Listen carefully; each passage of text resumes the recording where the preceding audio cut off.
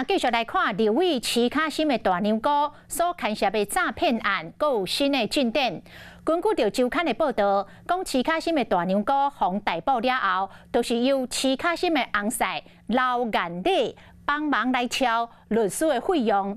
讲这律师阁是刘元礼好朋友。 也就是讲，齐卡心的翁婿早就知影伊的阿姊诈骗的代志。齐卡心讲，这拢是无影无迹抹乌。伊讲相信检方会查明真相，还因翁仔某一个公道。根据周刊报道，齐卡心的大哥牵涉诈骗，传出新进度，点名齐卡心的先生刘元礼早就知情，佮倒出律师费。 周刊叫了退回来向，这回嘛受到牵连的林武伦伊的太太问齐卡心大哥刘向一个助理，你敢知影高雄迄个店后来真无在调行落税钱？刘律师去找伊小弟讨这笔钱，你敢有印象？助理回讲敢若有。根据周刊报道，点名的刘律师就是罗成条。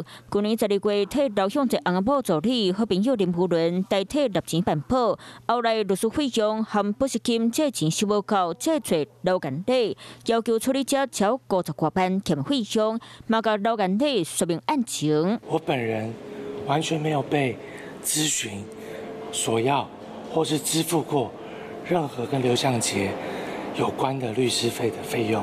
我跟他认识，那他本身也跟这个刘向杰小姐认识，所以他去找他，这跟我也没有任何关系。 齐卡心敢若透过新闻讲，对这无影无迹、黑白抹黑的代志，袂听入耳。等待检方查明真相，还我公道，我嘛真有信心。若徐小仙丈夫知情属实，甚至有替诈团支付律师费，可能很难撇清相关责任。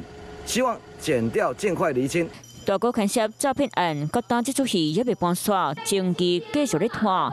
齐卡心身为民意代表，将规尾嘛是来接受大家检视。Hello， 我是蒋欣梅，想要抢先掌握最及时的新闻资讯吗？赶快订阅、按赞、开启小铃铛，锁定华视新闻 YouTube 频道。